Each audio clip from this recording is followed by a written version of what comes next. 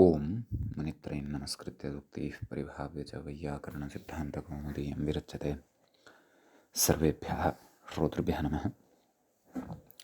अस्माभिः गतपाठे यद्यत् पठितं तद् एकवारं स्मरामः। वयं वैयाकरणसिद्धान्तकौमुदी इत्याख्यस्य ग्रन्थस्य तत्र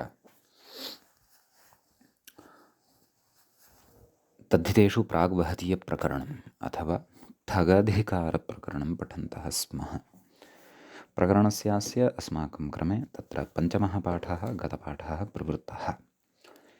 तस्मिन् पञ्चमे पाठे वयं सर्वादौ तत्र त्रेर्मं नित्यम् इति सूत्रं पठितवन्तः। अत्र क्ति इति प्रत्ययान्तात् मप् इति प्रत्ययः नित्यतया भवति इति अर्थः दृष्टः। अयञ्च मप् प्रत्ययः तत्र तेन निर्वृत्तम् इत्यस्मिन् अर्थे भवति। अतः कृत्या निर्वृत्तं कृत्रिमम् इति रूपम् अस्माभिः साधितं। तत्र पक्त्या निर्वृत्तं पक्त्रिमम् इति च उदाहरणान्तरं तत्र दृष्टम्। तत्रैव वार्तिकमेकं पठितं भावप्रत्ययान्तादिमप् वक्तव्यः, भावप्रत्ययान्तात् इमप् वक्तव्यः इति। नाम भावप्रत्ययान्तः यदि कोऽपि शब्दः तस्मात् इमप् प्रत्ययः तेन निर्वृत्तम् इत्यस्मिन् अर्थे भवति। पाकेन निर्वृत्तं पाकिमं, त्यागेन निर्वृत्तं त्यागिमम् इति रूपद्वयं तत्र दृष्टम्। ततः परम् अपमित्ययाचिताभ्यां ककनो इति सूत्रं पठितं। नाम तत्र अपमित्य इत्यस्मात् शब्दात् याचित इत्यस्मात् च शब्दात् तृतीयान्तात् ल्यप् इति क्षन्तव्यः। तत्र कक् अपि च कन् इति प्रत्ययद्वयं यथासङ्ख्यं भवति इति अर्थः। अपमित्यनिर्वृत्तम् आपमित्यकम् इति रूपं तत्र साधितं। याचितेन निर्वृत्तं याचितम् इति रूपं, याचितकम् इति रूपं तत्र साधितम्। अपमित्येन निर्वृत्तम् आपमित्यकम् एवं, याचितेन निर्वृत्तं याचितकम् एवं। यतः कक् अपि च कन् एतौ प्रत्ययौ उभयत्रस्तः इति कृत्वा ककारस्य श्रवणं तु भवत्येव। नाम प्रत्ययस्थस्य अस्य ककारस्य इति संज्ञा न भवति। अतद्धिते इति निषेधात् तत्र लशक्वतद्धिते इति। अस्तु, ततः संसृष्टे इति रूपं साधितं। तेन संसृष्टे इत्यस्मिन् अर्थे औत्सर्गिकः ठक् इति प्रत्ययः भवति। दध्ना संसृष्टं दाधिकम् इति रूपं तत्र भवति इति पठितं। ततः चूर्णादिनिः इति सूत्रं पठितं। चूर्ण इत्यस्मात् शब्दात् तत्र तेन संसृष्टम् इत्यस्मिन् अर्थे इनि प्रत्ययः भवति। चूर्णैः संसृष्टाः चूर्णिनः अपूपाः इति रूपं तत्र अस्माभिः साधितं। ततश्च लवणाल्लुक् इति सूत्रं पठितं। लवणशब्दात् संसृष्टः, तेन संसृष्टः संसृष्टम् इत्यस्मिन् अर्थे तत्र संसृष्टे इत्यनेन यः औत्सर्गिकः ठक् विहितः भवति तस्य लुक् भवति। अतः लवणेन संसृष्टः लवणः सूपः इत्येव भवति। लवणं शाकम् इति वा उदाहरणान्तरं प्रयोक्तुं शक्यते। ततः मुद्गादण् इति सूत्रम् अस्माभिः पठितं। मुद्गशब्दात् अणप्रत्ययः भवति इति तस्य अर्थः। अतः मौद्गः ओदनः इति रूपं तत्र अस्माभिः साधितं। तदनन्तरं तत्र उदाहरणान्तरम् अस्माभिः दृष्टं व्यञ्जनैरुपसिक्ते इति। तत्र व्यञ्जनवाचकेभ्यः उपसिक्ते इत्यस्मिन् अर्थे ठक् इति प्रत्ययः भवति। नाम तेन उपसिक्तम् इत्यस्मिन् अर्थे। अतः दध्ना उपसिक्तं ताधिकम् इति रूपं तत्र अस्माभिः साधितम्। एवमेव तत्र अग्रिमं सूत्रं पठितम् ओजस्सहोम्भसा वर्तते इति।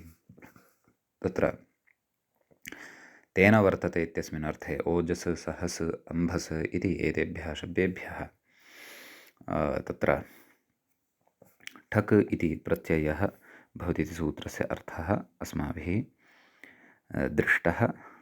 अपि च उदाहरणानि क्रमशः तत्र साधितानि। ओजसा वर्तते औजसिकः शूरः, साहसिकः चौरः, नाम सहसा वर्तते साहसिकश्चौरः।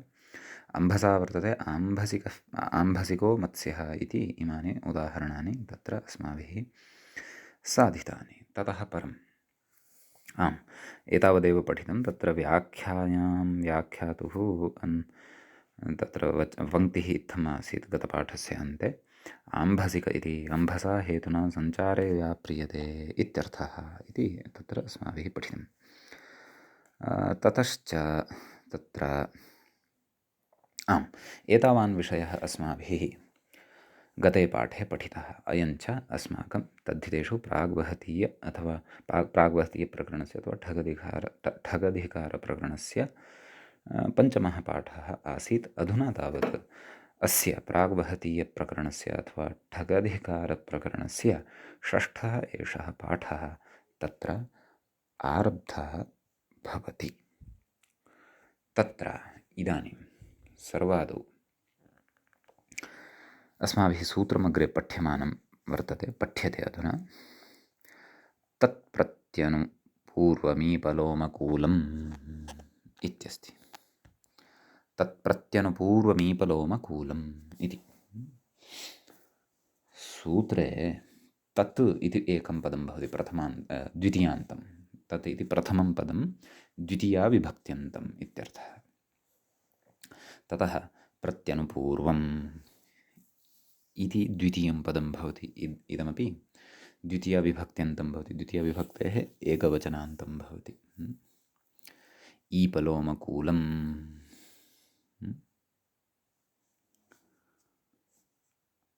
तत्र ईपलोमकूलम् इत्यत्र इदं पदं प्रथमान्तं। प्रत्यनुपूर्वम् ईपलोमकूलम् एवम् एतत् प्रायः प्रथमान्तम् इति पदं स्यात् इति भाति। अस्तु, पश्यामः।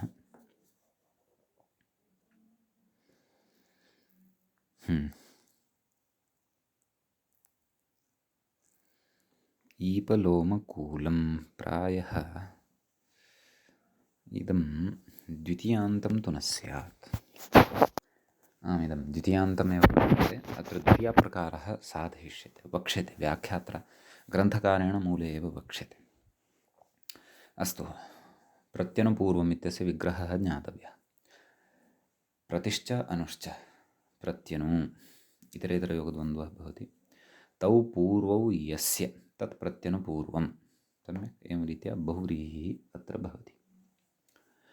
ईपश्च लोम च कूलञ्च ईपलोमकूलं समाहारद्वन्द्वः अत्र भवति। द्वितीयान्तम् इदं पदं भवति। कथम् अत्र द्वितीया अथवा द्वितीयायाः कथं सङ्गतिः तद् वक्ष्यते इति उक्तमेव। प्रकृतसूत्रं प्रति ओजस्सहोंभसा वर्तते इत्यस्मात् सूत्रात् वर्तते इति अस्य क्रियापदस्य अनुवर्तनं भवति। ततः प्रकृते ठक् प्रत्ययः परश्च ज्ञाप्रातिपदिकात् तद्धिताः समर्थानां प्रथमाद्वा एते अपि लभ्यन्ते। एतेषामपि अत्र अनुवृत्तिः भवति। ठक् नाम औत्सर्गिकः ठक्। व्याख्यातारं पश्यामः किं कथयति। तदिति द्वितीयान्तानुकरणं। तदिति द्वितीयान्तस्य अनुकरणं वर्तते। नाम द्वितीयान्तं तत्र विवक्षितम्। अग्रे उच्यते। अग्रे सूत्रार्थं कथयन् अस्ति। प्रत्यनुपूर्वेभ्यः प्रति अनु इति एतौ पूर्वं भवतः येभ्यः तेभ्यः कीदृशेभ्यः द्वितीयान्तेभ्यः केभ्यः ईपलोमकूलशब्देभ्यः।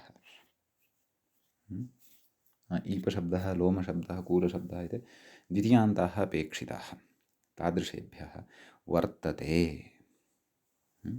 इत्यर्थे ठक् स्यात् इत्यर्थः। द्वितीयान्तेभ्यः वर्तते इत्यस्मिन् अर्थे ठक् प्रत्ययो भवति। तर्हि तत्र कथयति अग्रे।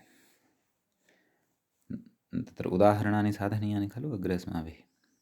कथं प्रातीपिकः आन्वीपिकः प्रतीपं वर्तते प्रातीपिकः एवं रीत्या तत्र द्वितीयायुक्तानि रूपाणि खलु साधनीयानि तत्र, तर्हि तदेव तत्र उच्यमानं वर्तते। ननु प्रतीपं वर्तते इत्यादि वक्ष्यमाणविग्रहेषु, नाम एते विग्रहाः अग्रे वक्ष्यन्ते, प्रतीपं वर्तते इति। वर्ततेः अकर्मकत्वात्, वृत्तुवर्तने इति धातुस्तु अकर्मकः वर्तते, स तु न सकर्मकः, एवं खलु। कथं द्वितीया इत्यतः आह, नाम द्वितीया विभक्तिः कथं भवति, अतः कथयति। किं कथयति? तत्र द्वितीयाप्रकारं कथयति, नाम द्वितीयासाधनप्रकारं कथयति। किं? क्रियाविशेषणत्वादिति। मूले पश्यन्तु, क्रियाविशेषणत्वात् द्वितीया इत्युच्यते। नाम अत्र क्रियाविशेषणत्वात् द्वितीया वक्तव्या इत्यर्थः। तदेव अग्रे कथयति। इदं च कारकनिरूपणे निरूपितं, नाम कारकनिरूपणावसरे इदं कथितं, तच्च अस्माभिः कारकप्रकरणे पठितमासीत्। कथयति अग्रे, क्रियाविशेषणानां प्रथमान्तत्वमेव इति तु शब्देन्दुशेखरे वर्तते। नाम शब्देन्दुशेखरकारः तत्र इत्थं मन्वते, नाम क्रियाविशेषणानि यानि भवन्ति तेषां कर्मत्वं भवति, द्वितीया च भवति इति प्रतिपाद्यते। परन्तु नागेशः शब्देन्दुशेखरग्रन्थस्य रचयिता, सः तु क्रियाविशेषणानां तत्र क्रियाविशेषणानां प्रथमान्तत्वमेव अङ्गीकरोति, न तु द्वितीयान्तत्वम्। अस्तु, सः उद्ग्रन्थस्थः विषयः, परन्तु सद्यः क्रियाविशेषणानां कर्मत्वं द्वितीया च भवति इति अस्माभिः कारकप्रकरणे पठितायाः व्यवस्थायाः अनुसारम् अत्र विषयः स्मर्तव्यः। तत्रापि मूले इदं प्रतिपादितं वा अथवा व्याख्यायां पठितं वा इति द्रष्टव्यं। व्याख्यायां क्वचित् पठितमिति भाति। इदं तु पठितम्, अकर्मकधातुभिर्योगे देशः कालो अध्वा गन्तव्यो अध्वा वा कर्मसंज्ञकः भवति इति वाच्यम् इति एकं पठितमासीत्। तर्हि प्रकृते, परन्तु सः तु भिन्नः विषयः, अत्र क्रियाविशेषणत्वविषये उच्यमानं वर्तते। अतः कारकप्रकरणे क्रियाविशेषणत्वात् द्वितीया भवति अथवा क्रियाविशेषणे द्वितीया भवति इति तत्तु कारके पठितं वा समासे पठितं वा इति चिन्तनीयं। प्रायः मृदुपचति इत्यादि विचारः यदा अस्माभिः कृतः तदा तत्रापि व्याख्यात्रा अयं विचारः चर्चितः आसीत्। मृदु इति तत्र क्रियाविशेषणं भवति, परन्तु इदं समासेषु अस्माभिः पठितं, कारकेषु तु न पठितम्। अतः मृदुपचति इत्यादौ तत्रापि व्याख्यायाम् एते विचाराः तत्र व्याख्यात्रा विचारिताः आसन् इति अहं स्मरामि। मूले कारकेषु इदं प्रायः अस्ति वा इति एकवारं द्रष्टव्यम्। अस्तु, तथापि अयं विषयः तु प्रसिद्धः अस्ति। कः? यत् क्रियाविशेषणानां कर्मत्वं भवति, कर्मत्वात् तेषु द्वितीया विभक्तिः भवति इति तु विषयः प्रसिद्धः इत्यर्थः। समीचीनं भवतु। अत एव उक्तवान् किं मूले क्रियाविशेषणत्वात् द्वितीया इति। अग्रे कथयति, प्रतीपं वर्तते, प्रातीपिकः उदाहरति।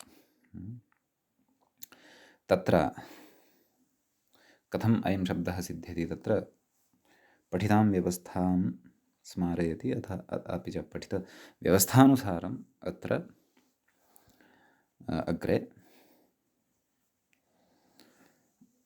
प्रक्रियां वदन्नस्ति। यथा अस्माभिः समासादिषु पठितं। कथयति, प्रतिगता आपो यस्मिन् इति बहुव्रीहिः।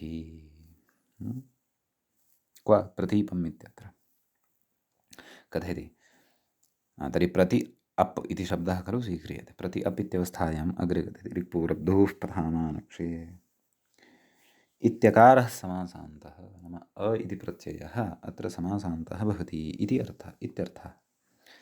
ततः द्व्यन्तरोपसर्गेभ्योपईत् इति ईत्वं, नाम एतेन सूत्रेण अत्र ईत्वं भवति। एवं खलु, नाम तत्र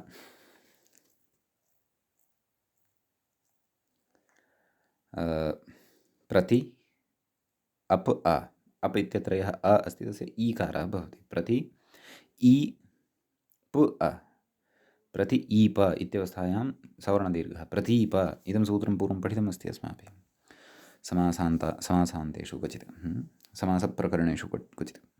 तर्हि इति ईत्वम् अग्रे कथयति। तर्हि किं जातं,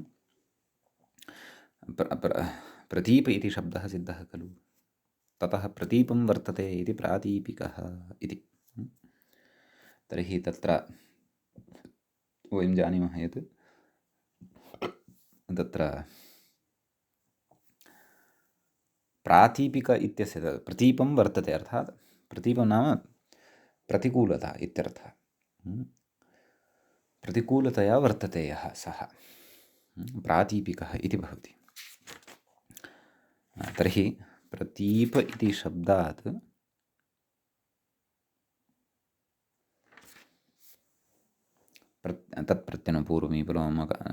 तत्प्रत्यनुपूर्वमीपलोमकूलम् इत्यनेन सूत्रेण ठक् प्रत्ययः, प्रतीप ठक् कित्वात् आदिवृद्धिः प्रातीप इकादेशः भवति खलु, अतः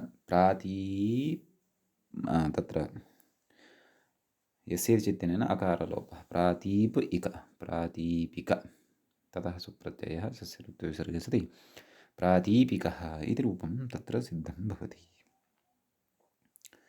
एवमेव आन्वीपिकः इत्यपि अन्यदुदाहरणम् उक्तमस्ति। तस्य व्याख्याने कथयति, व्युत्पत्तिक्रमं कथयति। किं कथयति पश्यन्तु। अनुगता आपः यस्मिन् तदन्वीपम् इति। यस्मिन् आपः अनुगताः वर्तन्ते इति। अनुगताः आपः यस्मिन्, तर्हि अत्रापि अनु इति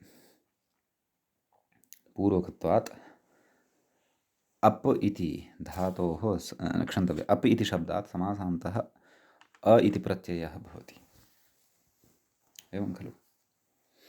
तर्हि अनु अप् अ, अनु अप अन्वप यणसन्धिः भवति, अन्वप।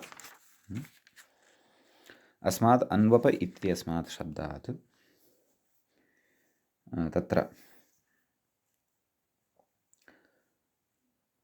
तत्र नैव अनु अप इत्यवस्थायां तत्र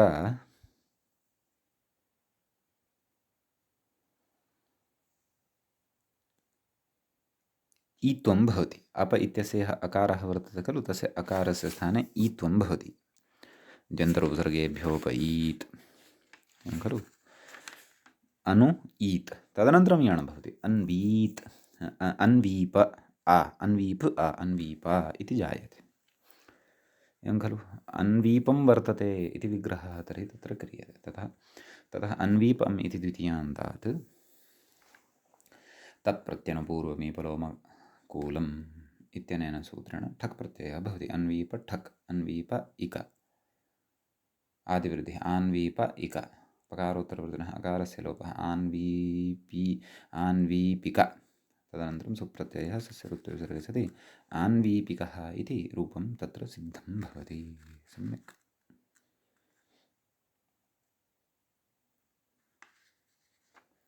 ततः अग्रे उच्यते प्रतीप अन्वीप ततः पूर्वं किमपि कथयन्नस्ति। ऊदनोर्देशे इत्युत्वं तु न अदेशत्वात् नाम अप इत्यस्य अकारस्य स्थाने ऊदादेशः तु न भवति। कुतः? अत्र देशार्थः विवक्षितः नास्ति, अतः कृत्वा अनूप इत्यादीनां रूपाणां साधनवेलायाम् इदमपि सूत्रम् अस्माभिः पूर्वं पठितम् अस्ति, भवन्तः स्मरेयुः। न स्मरन्ति चेत् एकवारं गत्वा द्रष्टव्यं। तस्य तु अत्र प्रवृत्तिः न भवति इति व्याख्यात्र स्मार्यते। कुतः न भवति तदपि उच्यमानं वर्तते, अदेशत्वात्। तच्च पूर्वं पठितम् अस्ति, अतः अत्र बहु वक्तव्यमिति नास्ति। ततः अग्रे प्रतीपान्वीपशब्दौ हि प्रतिकूलानुकूलशब्दपर्यायौ रूढौ। प्रतीप इत्यस्य शब्दः प्रतिकूलम् इति अर्थो भवति, एवं खलु। अन्वीप इत्यस्य अर्थः भवति अनुकूलः। कथयति अवयवार्थेषु तु न अभिनिवेष्टव्यं, नाम अव्यवार्थेषु तु न भवति इति। न अव्यवार्थेषु तु अनयोः अभिनिवेशः न कर्तव्यः, नाम तेषु अर्थेषु एतौ शब्दौ न भवतः इति उच्यते। तर्हि व्याख्यात्रा तत्र आम् नाम प्रतीप अन्वीप इत्यनयोः एव मूलतः अनुवृत्तिः उक्ता। अन्यानि च उदाहरणानि न व्याख्यातानि एतेन। अन्यानि उदाहरणानि वयं वदामः। अग्रिमम् उदाहरणमस्ति मूले आनुलोमिकः खलु।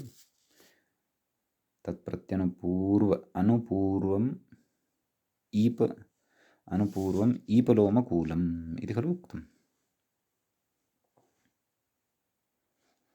तर्हि ईबन्तस्य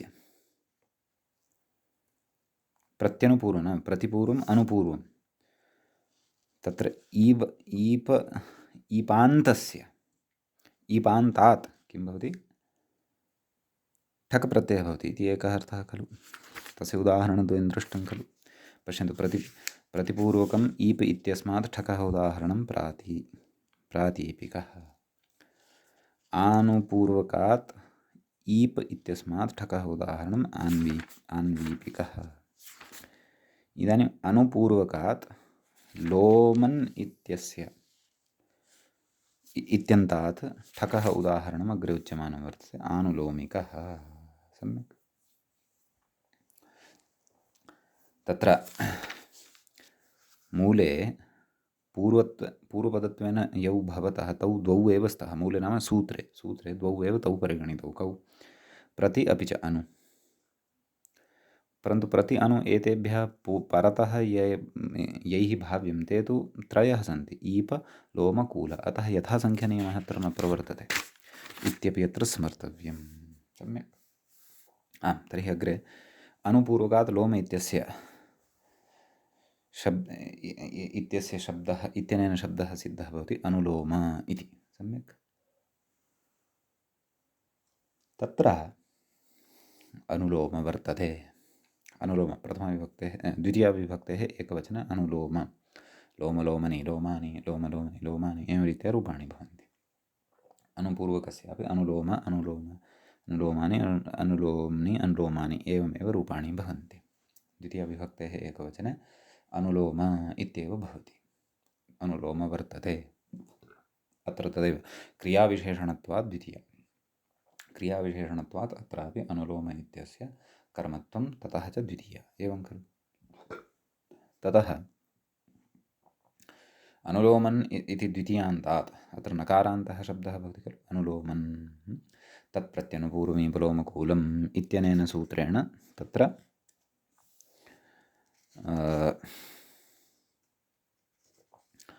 ठक् इति प्रत्ययः भवति। तर्हि अनुलोमन् ठक् इत्यवस्थायां नस्तद्धिते इत्यनेन टेर्लोपः भवति। ठकः इकादेशः अनुलोमन् इका टेर्लोपे सति अनुलोम इक आदिवृद्धिः किति च इत्यनेन आनुलोम इक आनुलोमिक। तदनन्तरं ततः सुप्रत्ययः सस्य ऋत्वविसर्गे सति आनुलोमिकः इति रूपं तत्र भवति सिद्धम्। समीचीनम्। प्रतिपूर्वकात् कूल इत्यस्य उदाहरणं पश्यन्तु। लोमकूलः कूल इत्यस्य उदाहरणमस्ति किं?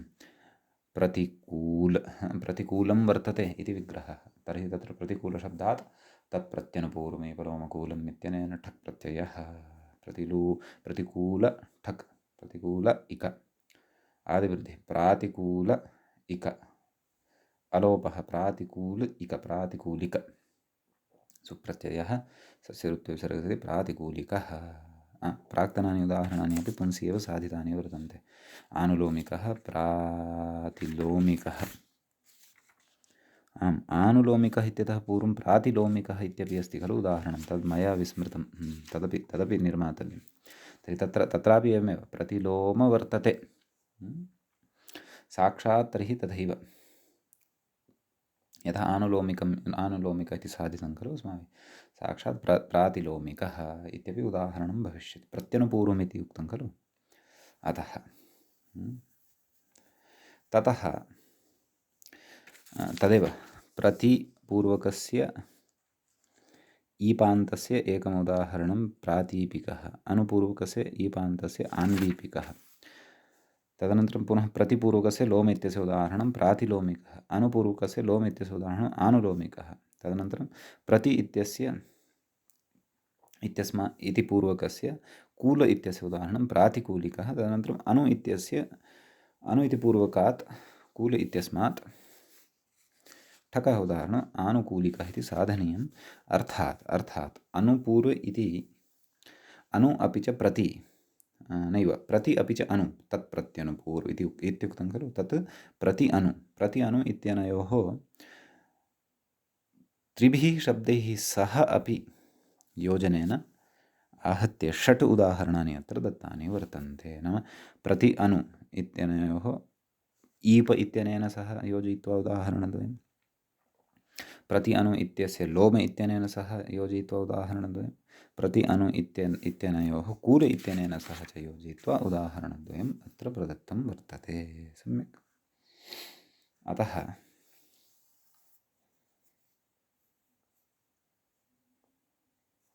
एवं रीत्या अत्र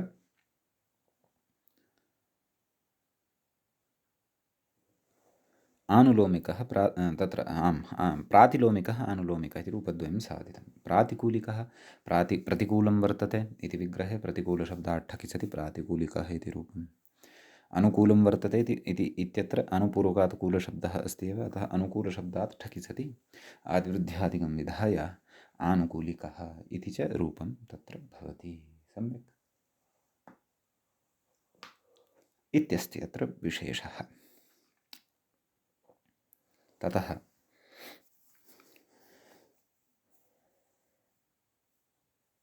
तत्र अस्मिन् सूत्रे एतावानेव विशेषः वर्तते। व्याख्यात्रा अन्येषु उदाहरणेषु तत्र बहु किमपि वक्तव्यमिति नास्ति, महान् विशेषोऽपि नास्ति इति कृत्वा तत्र अधिकं नोक्तम्। समीचीनम्। इदानीम् अग्रिमं सूत्रं वयम् अत्र पश्यामः। तच्च भवति एवं परिमुखञ्च इति। परिमुखं द्वितीयान्तं भवति क्रियाविशेषणं। यथा प्राक्तने सूत्रे तत्प्रत्यनुपूर्वम् ईपलोमकूलम् इति त्रीणि अपि पदानि तत्र द्वितीयान्तानि दृष्टानि, तद्वत् अत्रापि सर्वाणि द्वितीयान्तानि। अस्मिन् सूत्रे अपि परिमुखम् इति पदं द्वितीयान्तमेव अत्र ग्राह्यम्। क्रियाविशेषणत्वादेव द्वितीया अत्रापि वक्ष्यते। सम्यक्। परिमुखं च इति अव्ययं भवति। ततः प्रत्यनुपूर्वमीपलोमकूलम् इत्यस्मात् सूत्रात् तत्प्रत्यनुपूर्वमीपलोमकूलम् इत्यस्मात् सूत्रात् तत् इत्यनुवर्तते। सम्यक्। ततः ओजस्सहोम्भसा वर्तते इत्यस्मात् सूत्रात् वर्तते इत्यनुवर्तते। ठक् नाम औत्सर्गिकः ठक् प्रत्ययः परश्च ज्ञाप्रातिपदिकात् तद्धिताः समर्थानां प्रथमाद्वा इत्येतत् सर्वमपि अत्र अनुवर्तते। समीचीनम्। ततः अग्रे अत्र अस्माभिः सूत्रार्थः द्रष्टव्यः। व्याख्याता कथयति पश्यन्तु। अस्मात् द्वितीयान्तात्, कस्मात् परिमुखम् इति द्वितीयान्तात् वर्तते इत्यर्थे ठक् इत्यर्थः। नाम वर्तते इत्यस्मिन् अर्थे ठक् इति प्रत्ययो भवति इत्यर्थः। सम्यक्। तर्हि तत्र कथयति अग्रे। चादिति मूले पश्यन्तु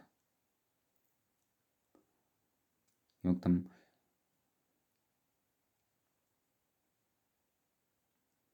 चात् पारिपार्श्विकः। अस्तु, तत् पश्चात् पश्यामः। उदाहरणं साधयामः। उदाहरणं किमस्ति? पारिमुखिकः इति साधनीयं वर्तते। कथं तर्हि विग्रहः? परिमुखं वर्तते अर्थात् अभिमुखं वर्तते इत्यर्थः। परिमुखं वर्तते। तत्र परिमुखम् इति क्रियाविशेषणत्वात् द्वितीयान्तम् अवगन्तव्यम्। परिमुखं वर्तते इत्यस्मिन् अर्थे, परिमुख इति शब्दात् वर्तते इत्यस्मिन् अर्थे तत्र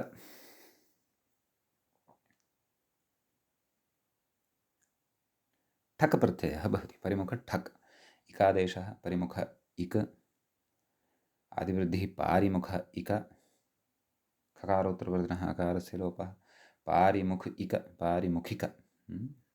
ततः सुप्रत्ययः सस्य ऋत्विसर्गे सति पारिमुखिकः इति रूपं सिद्धं भवति। सम्यक्।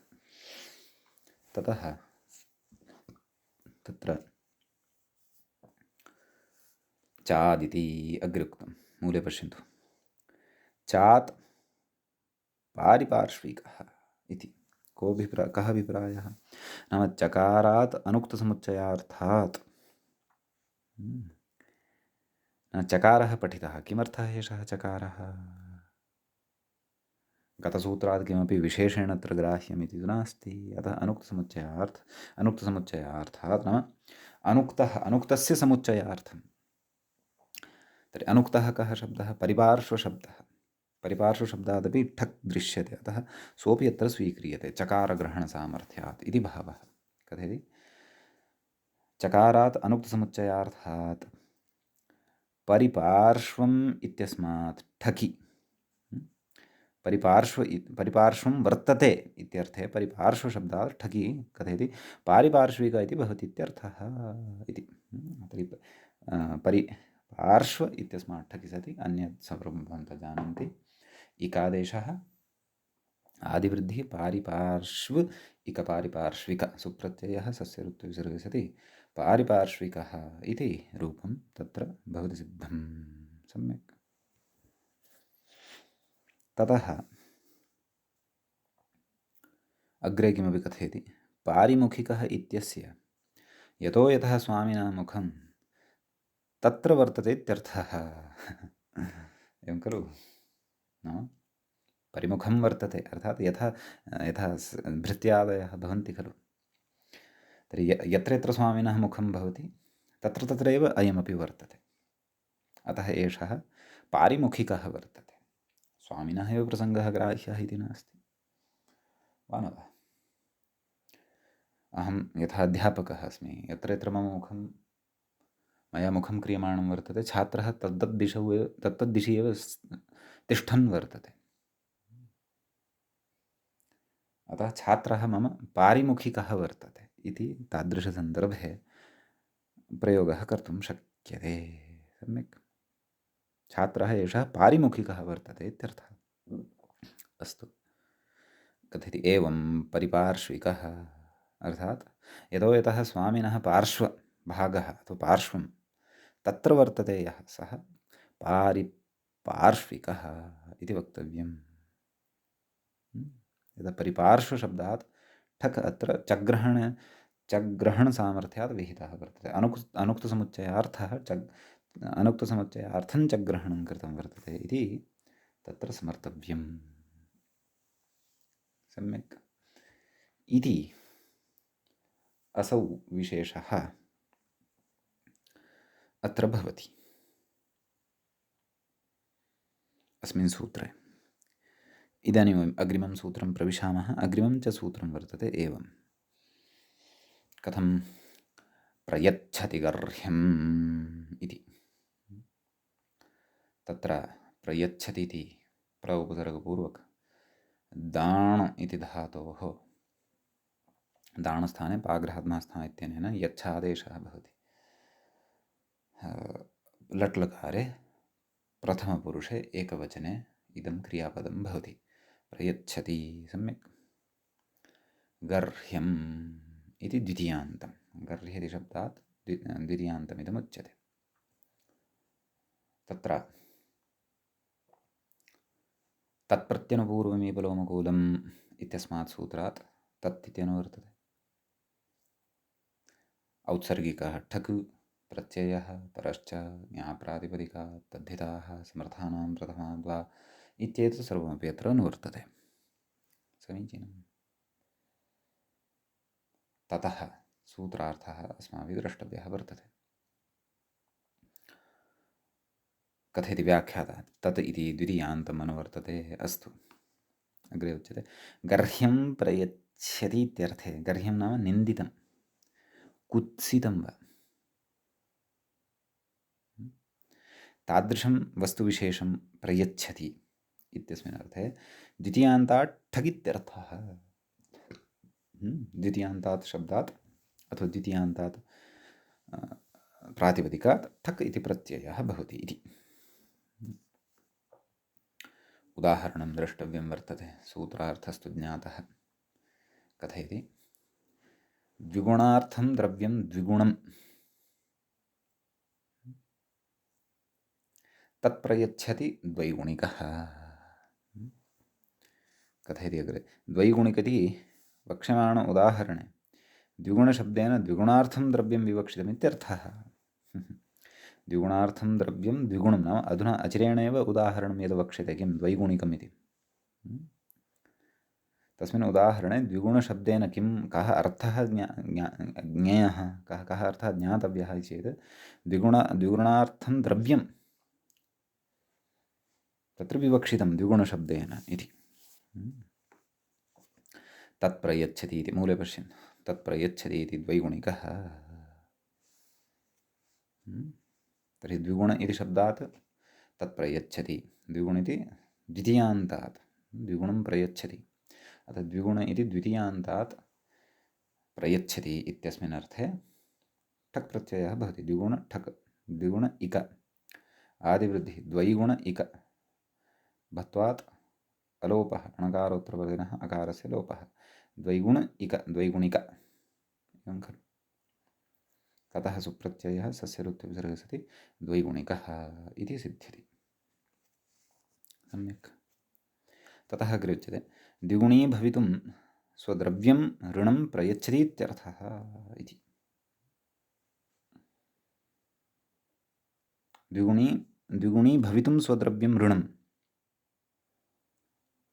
एवं खलु। नाम सः ऋणस्य दाता तथा चतुरः, केनचन ऋणं पृष्टं भोः धनं ददातु, सः ददाति स्वीकरोतु, परन्तु तत्र तस्य आशा का वर्तते, ओह् एतद् डबल् भूत्वा मम कृते लप्स्यते। डबल् अर्थात् द्विगुणीभूतं लप्स्यते। यतः तत्र काचित् परिपाटी भवति। ऋणं यदा कस्माच्चित् स्वीकुर्मः तत्र तत्र एतद् भवति किं, कुसीदं भवति, कुसीदो भवति, अर्थात् एकप्रकारकं ट्याक्स् विशेषः, करः। तत्र प्रामाण्यमपि ददाति अग्रे पश्यन्तु। अशीतिभागः वृद्धिः स्यान् मासि मासि सबन्धकः इति। अशीतिभागः वृद्धिः भवति नाम ऋणस्य, तथा तावद् मासि मासि नाम प्रतिमासं तथा तावद् अधिकं तद् वर्धते। अशीतिगुणाधिक्यं तत्र भवति किमपि एवं। कथयति इत्यादि धर्मशास्त्रविरुद्धत्वात् इदं गर्ह्यम् इति भावः इति। धर्मशास्त्रे एतादृश ऋणस्वीकारे तत्र प्रतिबन्धः अस्ति, नाम तस्य वर्धनं भवति अन्यथा, अतः इदं गर्ह्यम्, इदं निन्दितं वर्तते खलु। तत्रापि भिन्नभिन्नवस्तुषु भिन्नभिन्नरीत्या तत्र करव्यवस्था भवति। तदपि अस्माभिः तत्र धर्मशास्त्राणि पठित्वा ज्ञातुं शक्यते। सम्यक्। ततः वृद्धेरिति मूले उक्तं।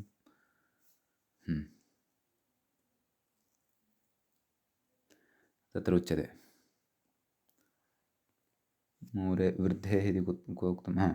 अग्रे एकं वार्तिकमस्ति, परन्तु ततः पूर्वम् एकं रूपमन्यदपि वर्तते, त्रैगुणिकः। तस्य कथं विग्रहः, त्रिगुणं प्रयच्छति। अत्रापि त्रिगुणार्थं द्रव्यं त्रिगुणम्, अत्रापि तथैव वक्तव्यं। त्रिगुणम् इत्यस्य कः अर्थः, त्रिगुणार्थं यद् द्रव्यं तत् त्रिगुणं भवति।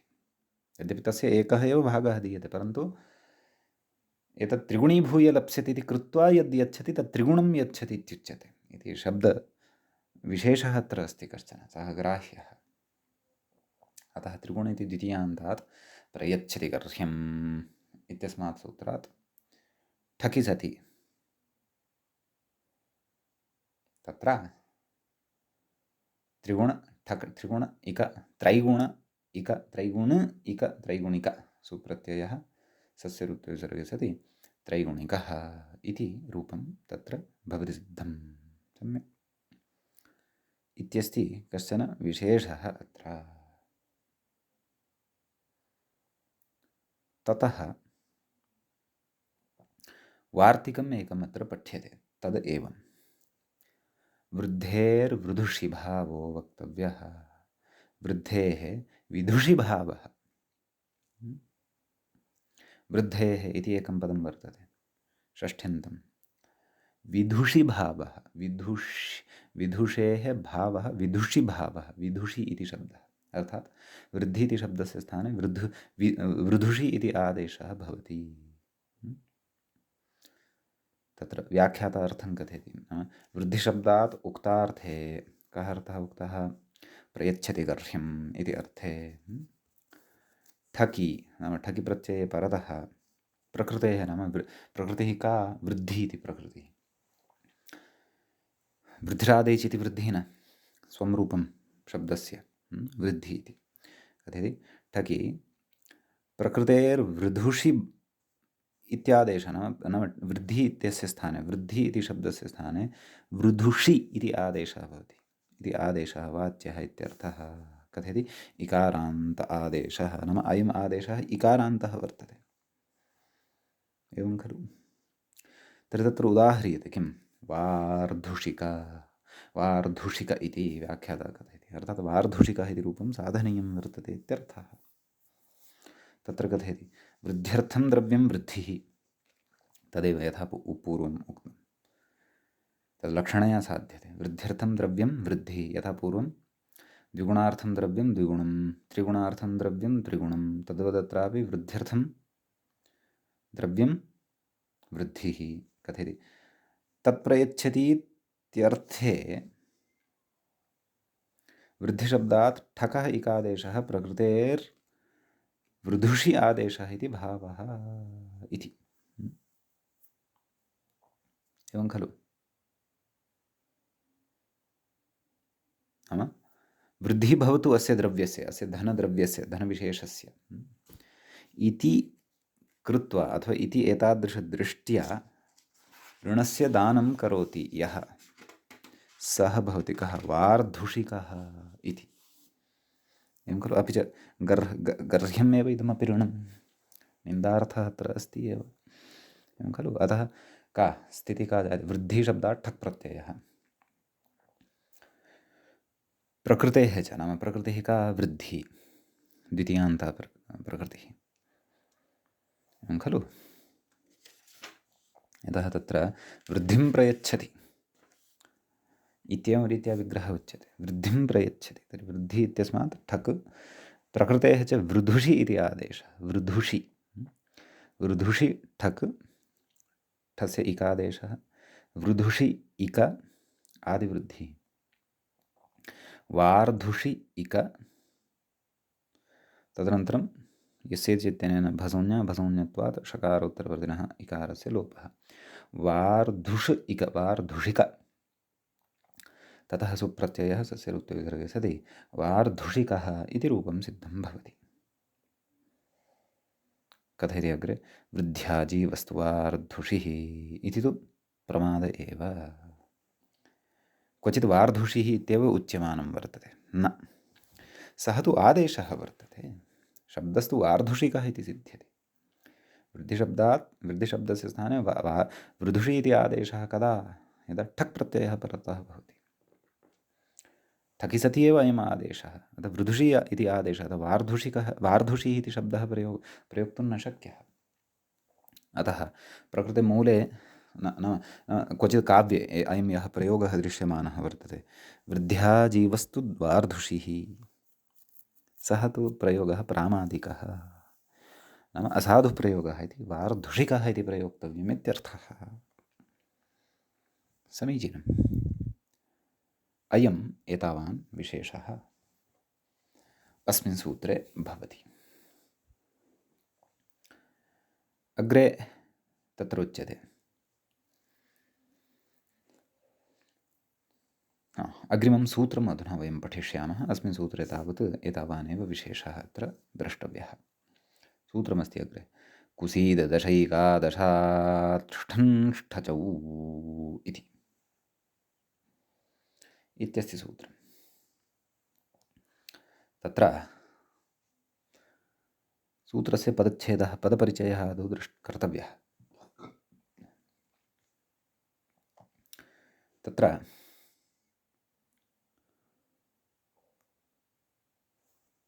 प्रथमं पदं भवति कुसीदशैकादशात् इति पञ्चमी विभक्तेः एकवचनान्तं भवति। ष्ठञ्ष्ठचौ इति प्रथमाविभक्तेः द्वितीयान्तं रूपं भवति। सम्यक्। अत्र प्रथमस्य पदस्य विग्रहः ज्ञेयः। कुसीदञ्च दशैकादश च कुसीदशैकादशं समाहारः भवति, समाहारद्वन्द्वो भवति। तस्मात् तत्र कथं कुसीदशैकादशात् एवं रीत्या विग्रहः। ष्ठञ्च ष्ठच् च ष्ठञ्ष्ठचौ अत्र इतरेतरयोगद्वन्द्वः भवति। सम्यक्। ततः प्रकृते प्रयच्छति गर्ह्यम् इति सूत्रमनुवर्तते। तत्प्रत्यनुपूर्वमीपलोमकूलम् इत्यस्मात् तत् इति च अनुवर्तते। समीचीनं। ततः अन्यच्च प्रकृते प्रत्ययः परश्च ज्ञाप्रातिपदिका तद्धिताः समर्थानां प्रथमाद्वा एतेषामपि पदानाम् अनुवर्तनं यथा पूर्वं भवत्येव। सम्यक्। ततः सूत्रार्थः कर्तव्यः। मूले पश्यन्तु। गर्ह्यार्थाभ्याम् आभ्याम् एतौ स्तः प्रयच्छति इत्यर्थे। तत्र सरलया भाषया व्याख्याता कथयति। यद्यपि मूलेपि सरला इव भाषा वर्तते, विस्तृत्य विस्तारं कृत्वा कथयति व्याख्याता। किं कुसीद दशैकादश आभ्यां द्वितीयान्ताभ्यां नाम द्वितीयान्तौ एतौ अपेक्षितौ शब्दौ अथवा प्रातिपदिके एते द्वितीयान्ताभ्याम् आभ्यां काभ्यां कुसीददशैकादश गर्ह्यार्थकाभ्यां नाम निन्दार्थकाभ्यां तत्र निन्दार्थोऽपि गम्यमानः स्यात्। प्रयच्छति इत्यर्थे क्रमात् ष्ठञ्ष्ठचौ स्तः इत्यर्थः। क्रमात् अर्थात् यथा सङ्ख्यमनुदेशः समानाम्। ष्ठन् अपि च ष्ठच् इति एतौ प्रत्ययौ भवतः इति। समीचीनम्।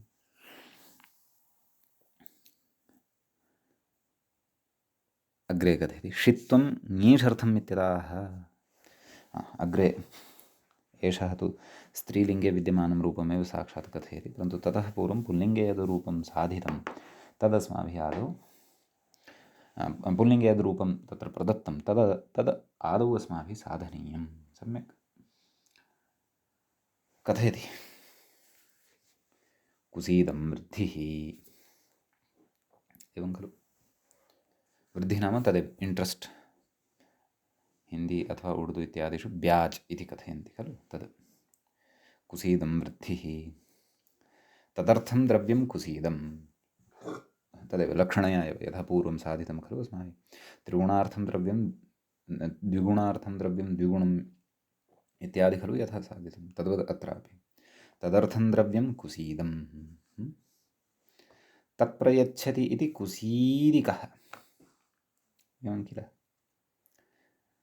तद् प्रयच्छति, तद् यद् ददाति कस्यचित् कृते सः कुसीदिकः भवति। अतः कुसीद इति शब्दात् ठकि सति, नैव नैव ठक् न, ष्ठन् ष्ठन् इति भवति। ष्ठनि सति ष्ठनः ठ अवशिष्यते, षकारस्य इति संज्ञा भवति, नकारस्यापि इति संज्ञा भवति, जानीमः वयं। कुसीद ठ इकादेशः, कुसीद इक, दकारोत्तरवर्तिनः अकारस्य लोपः, आदिवृद्धेः सुप्रसङ्गः नास्ति, कुसीद इक कुसीदिक, सुप्रत्ययः सस्य ऋत्वविसर्गः सति कुसीदिकः इति रूपं सिद्धं भवति। सम्यक्। तत्र व्याख्याता कथयति षित्वं ङीषर्थमित्याह, नाम षित्वम् अत्र ङीषर्थं, नाम षितगौरादिभ्यश्च इत्यनेन स्त्रीलिङ्गे ङीष् भवतु, तेन कुसीदिक इत्यस्मात् ङीषि सति स्त्रियां स्त्रीत्वविवक्षायां कुसीदिक इ, ककारोत्तरवर्तिनः अकारस्य लोपः, कुसीदिकी, ततः सुप्रत्ययः तस्य लोपः, कुसीदिकी इति रूपं तत्र सिद्धं भवति। सम्यक्। ततः अग्रे उच्यते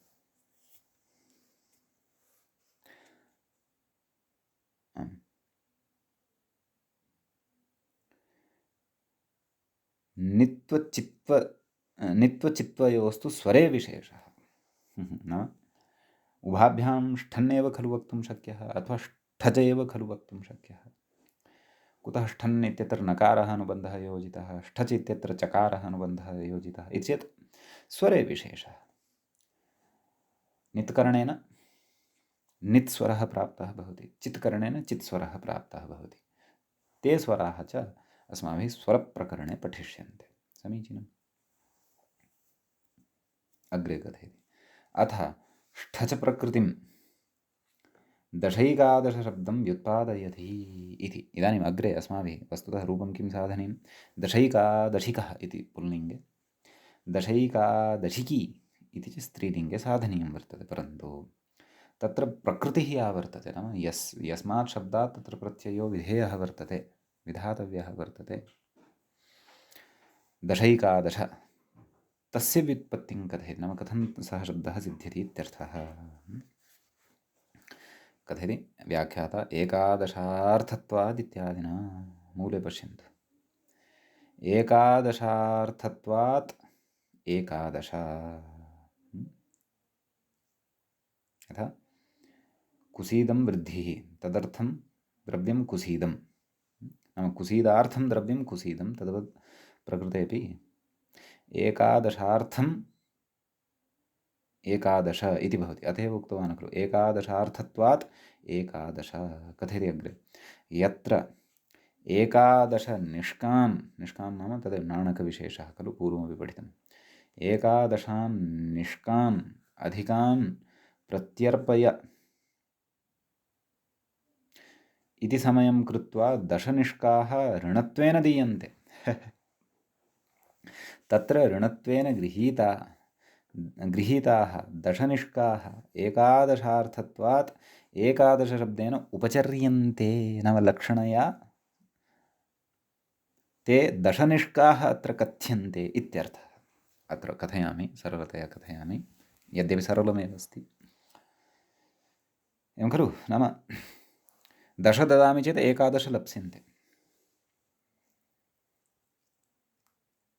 एवं खलु। तदेव कथयति, पुनः पठामः, एकादशनिष्कान् अधिकान् प्रत्यर्प्य,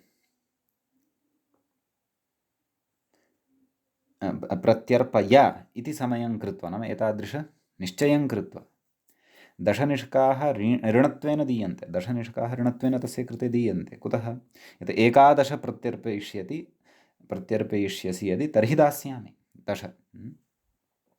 तत्र ऋणत्वेन गृहीताः दशनिष्काः एकादशार्थत्वात् एकादशशब्देन उपचर्यन्ते, नाम ते दशनिष्काः ये वर्तन्ते, नाणकविशेषः, ते एकादशार्थत्वात्, नाम एकादश लप्स्यन्ते इति कृत्वा एकादशशब्देन उपचर्यन्ते, नाम एकादशशब्देन लक्षणया व्यवह्रियन्ते इत्यर्थः।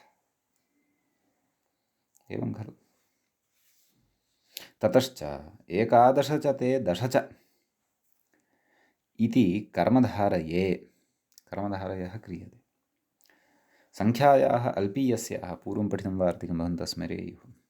इति दशन् शब्दस्य पूर्वनिपातः, दशन् इति यः शब्दः तस्य पूर्वनिपातः अत्र क्रियते।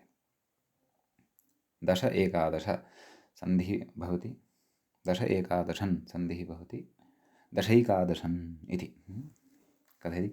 इहैव निपातनात् अकारः समासान्तः, निपातनवशात् अत्रैव दशैकादशन् इति शब्दात् समासान्तः अ इति प्रत्ययः अपि निपात्यते। टिलोपः अर्थात् दशैकादशन् इत्यत्र यः अन् इति वर्तते तस्य लोपः भवति। दशैकादशि दशैकादश कथयति दशैकादशाः इति रूपमित्यर्थः। नाम इदं रूपम् अत्र सिद्ध्यति इति।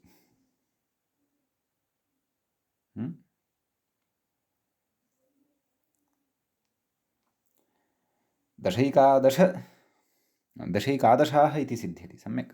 तर्हि ततः अस्माभिः एतत्तु ष्ठच् प्रत्ययः यस्मात् कर्तव्यः तस्य मूलप्रकृतेः विषये उक्तं। रूपं तु अस्माभिः अन्यदेव निर्मातव्यं वर्तते।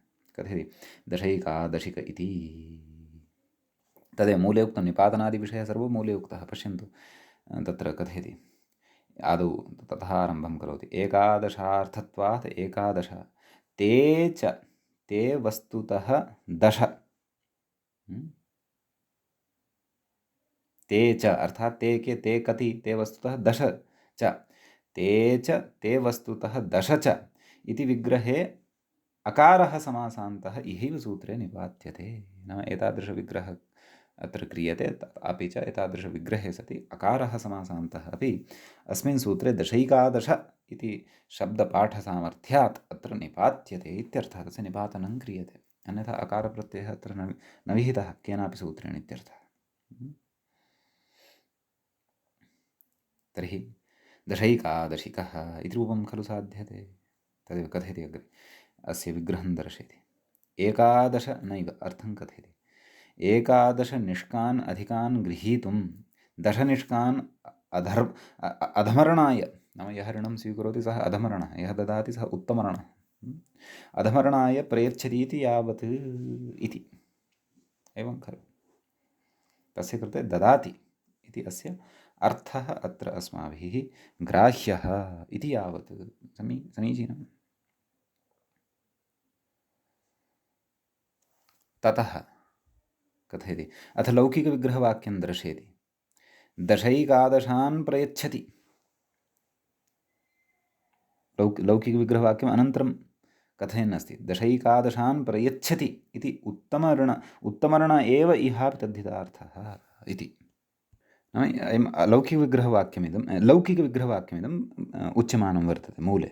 आदौ उदाहरणं दत्तं, ततः कथयन् अस्ति सरलतया अवगमनाय। किं दशैकादशान् प्रयच्छति इति उत्तमरणः एव इहापि तद्धितार्थः। नाम तद्धितप्रत्ययः यः क्रियमाणः वर्तते तेन अत्र उत्तमरणः एव गृह्यते।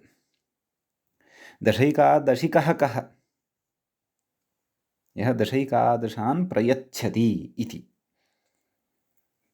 नाम यः ऋणस्य दाता अस्ति सः उत्तमरणः, स एव अत्र दशैकादशिकः इत्यनेन तस्य एव अर्थः अत्र ग्राह्यः, न तु यः अधमरणः वर्तते, यः प्रत्यर्पयति सः न। एवं खलु। कथयति इहापि इति। विग्रहवाक्ये यथा उत्तमरणः प्रधानत्वेन निर्दिश्यते तथा समासेपि उत्तमरण एव ऋणदाता एव तद्धितार्थः प्रधानभूतः इत्यर्थः। सम्यक्। अपि च तत्र स्त्रीलिङ्गे दशैकादशिकी इति